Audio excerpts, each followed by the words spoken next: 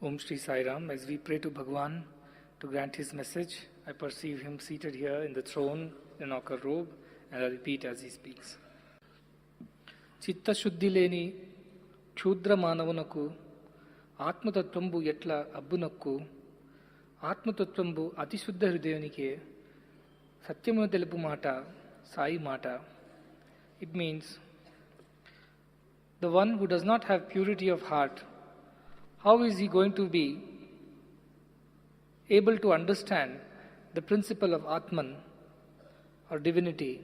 For this knowledge of Atman or self is possible only for those who have the purity of heart. These are the words of Sai that tell the truth. Dear embodiments of divinity, boys and girls, devotees.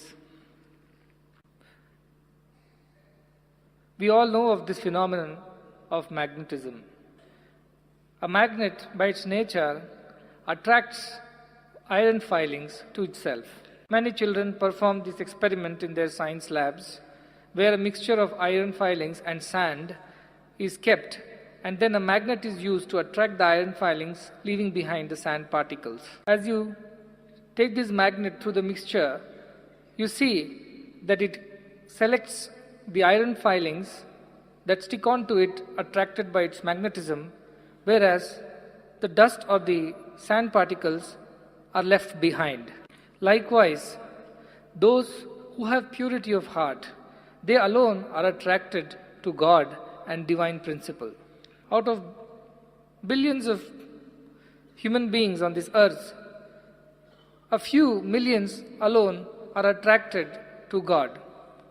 It is not that God's love differentiates between one and the other. God's love is pure, unsullied, and it does not differentiate between anyone. It is equal like the light of sun for all. However, those who are pure in heart are spontaneously attracted to these divine feelings, whereas the others who have impurity caused by selfishness and self-interest stay away. The purity of heart is visible and it can be experienced in little children who are not yet contaminated by the worldly feelings. Before the rain falls onto the earth, it is pure and one can drink from it without purifying it. However, if you cannot collect this rain before it touches the ground, you cannot drink it once it has already got contaminated in the soil. Then it requires to be purified, cleaned, and made fit for drinking. It does not take much intelligence to tell that it is easier to rather collect the rain before it falls onto the soil than to collect a soiled rain and try to purify it and made fit for drinking. These children who are born out of pure divinity, before they get contaminated by the worldly feelings which arise in them with the passage of time and the company that they keep, it is important that we collect them and make sure that they remain pure.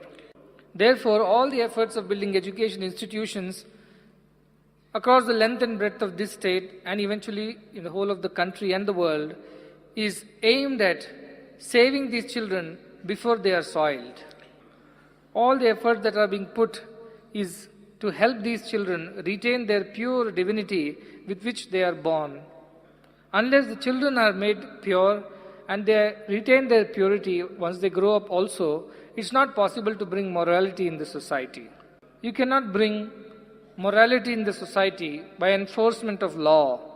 Law may come and tell you, don't do this or do this, don't harm anyone, don't cause sorrow or grief to anyone, don't break rules, don't do things that are unacceptable and illegal. They may go on giving you a list of things like this for you to follow. It is all force, it's external. As long as this force is applied, you may see some result. But the moment it is withdrawn, it goes back to the same chaos. However, when you feel from the source, you feel from within love and you're not driven by law, then you don't have to be told what has to be done. You automatically, by your own nature, will do good always. If everyone retains the love with which they are born and does not allow it to be contaminated, the world will automatically find peace and happiness there will be harmony, understanding between people. This pure love is divinity. It does not expect anything in return. It only knows how to give, not to get. It knows only to give, never to receive. This love is natural for the children. All we have to do is not to add or remove anything from them, but just help them retain what they already have, what they are already born with. The scriptures say, Purnamadah Purnamidam Purnat Purnamudachyate Purnasya Purnamadaya Purnameva Avashyate.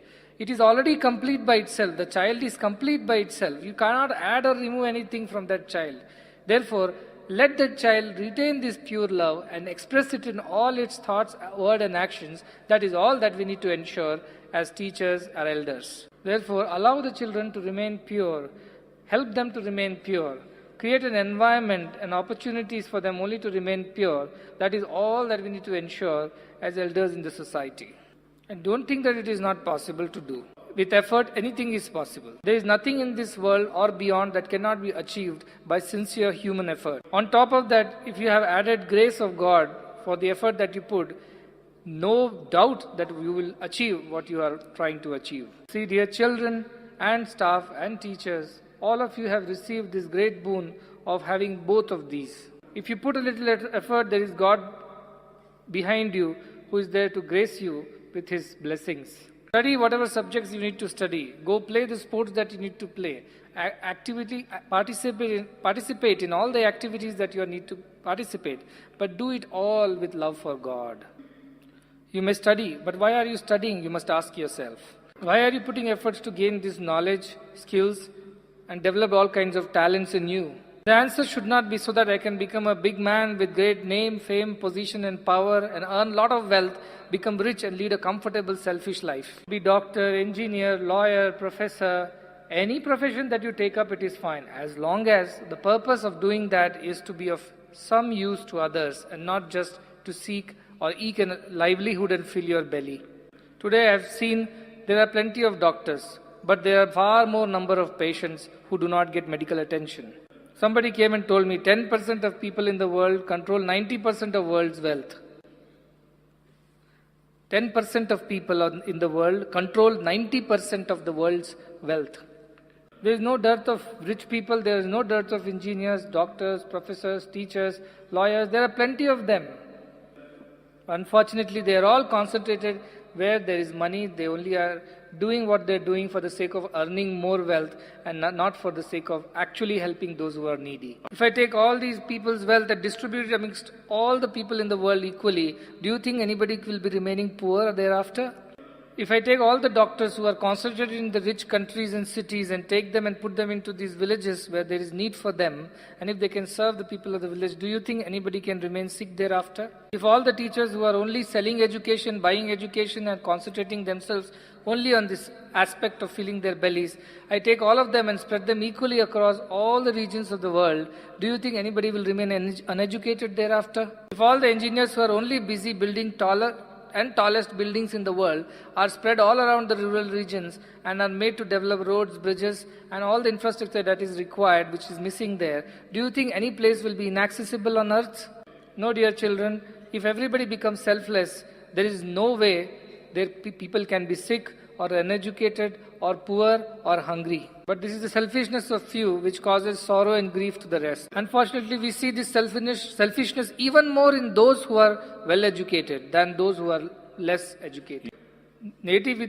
Today's education is only increasing selfishness in people, it is increasing talent and knowledge, but it is not providing them the values that they should have. Having all kinds of education, crores of them, without the values that one needs to have, earth or simple dust is better than such education. Koti vidyalunna gunamalekunnacho atti vidya kanna matti minna. Today we have plenty of knowledgeable, skilled, intelligent, talented people in the world, but unfortunately they are only focusing on their own selfish pursuits and not willing to serve the society. Dear children, you have to change this in this world.